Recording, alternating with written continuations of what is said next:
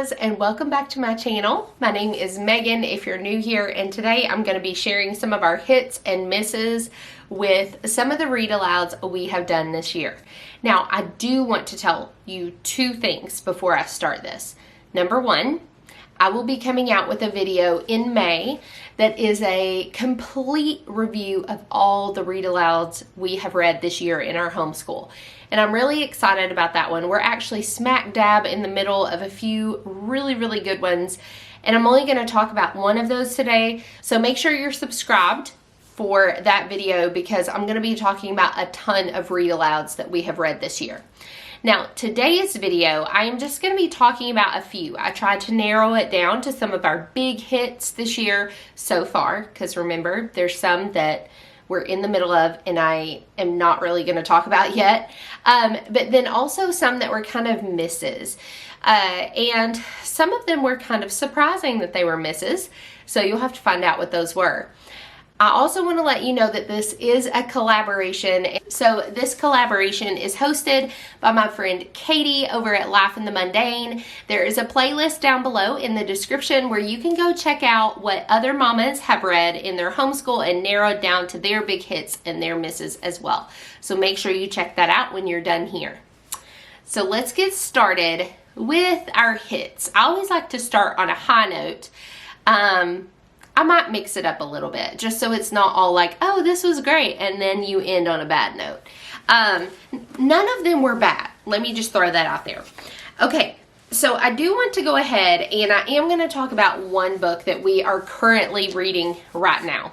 And that is this book called Winnie's Great War. I grabbed this book so that when we are studying World War I, which is what we have been studying, we could read about it. If you're not familiar with this book, this is a book that is written about the story behind the inspiration for Winnie the Pooh, and it has to deal directly with World War I.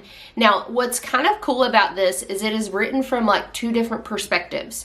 It is the story that's being told, and so sometimes it breaks away and it goes to real life, to the boy who is hearing the story being told to him. And so it creates a neat dynamic within the book, and it's just a really good story. It leaves us on edge. We want to read more, and I think this is going to end up being one of our big hits. It already is now, and we're about halfway through it, and I anticipate that it's going to continue being on the top of our list. So that's why I'm sharing this one as a hit.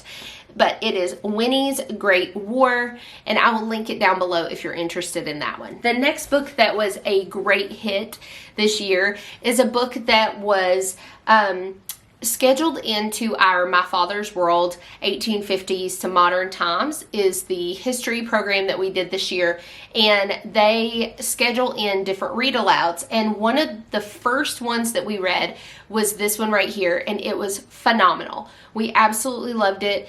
It was intense, very intense in parts. It evokes emotions to the max, but it's a very good book. It's called Courage to Run, and it is a story based on the life of Harriet Tubman. This is another one that my kids could not wait until we were ready to read another chapter.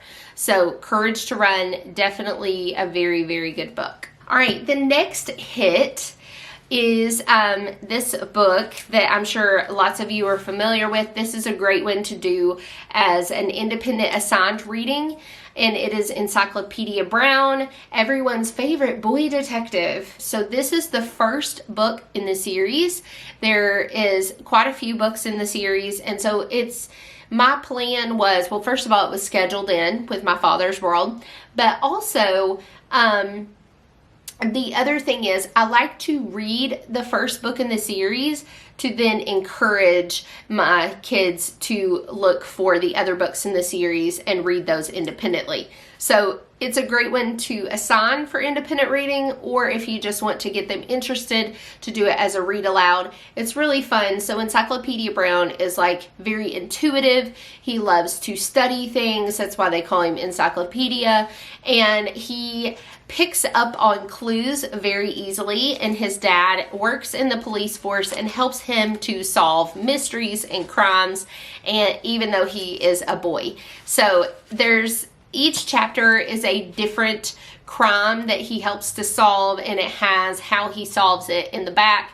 And so my boys especially really liked this one. So this is definitely a hit here for this year's read alouds. The next book I want to share with you guys is also from a series, and it is Escape from Mr. Limoncello's Library. Now I got this in a 3-book set, but you could just buy it just as one. Like I said, it is part of a series, and my kids really liked this, mainly my boys. So I like to describe this as like Willy Wonka in a library setting. Mr. Limoncello is very eccentric like Willy Wonka, but he is a toy maker and also like specializes in making board games. And so yeah, it's a really neat book. It creates a neat dynamic, and it is kind of, because it's a more modern written book, it talks about things, it references things like Xboxes and like plasma TVs being on the ceiling and things like that. So it is a little more up to date, so to speak, and I do have to say it was very enjoyable, and definitely another one that they wanted to keep reading through instead of stopping at different chapters. I wanted to talk about a couple of misses, and that was the book Across 5 Aprils. So I remember reading Across 5 Aprils when I was like in 5th or 6th grade. I can't remember. And I remember really liking it, but I also am one of those people that when I was a kid, I was really into history and things like that. And I think that's why I liked it. We just could not get into it as a read aloud. And so we ended up just not tossing it, but putting it aside for a later time, and when maybe it is of interest. I don't know if it's because some of my kids are a little younger. That's probably what it is actually. But it just was not one that really held interest, and so we skipped that read aloud. We didn't even get past chapter 1. The next one that was unfortunately a miss for us was The Wind in the Willows. And again, we had trouble keeping attention with that one. And honestly, I think the reason for that one, I wanted that one to be one that was, oh, this is such a neat book or whatever, because it's a classic.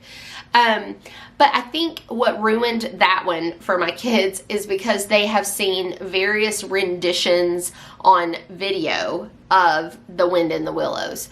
So I think that's kind of what ruined that one for them. So that was a miss for us. It doesn't mean they're bad books. It was just a miss for us because it just was not working. And I don't push it if it's not working. Who wants to read a book that you're just not interested at all in? One that was kind of a miss for us was On the Banks of Plum Creek from Little House on the Prairie series. I'm not really sure why.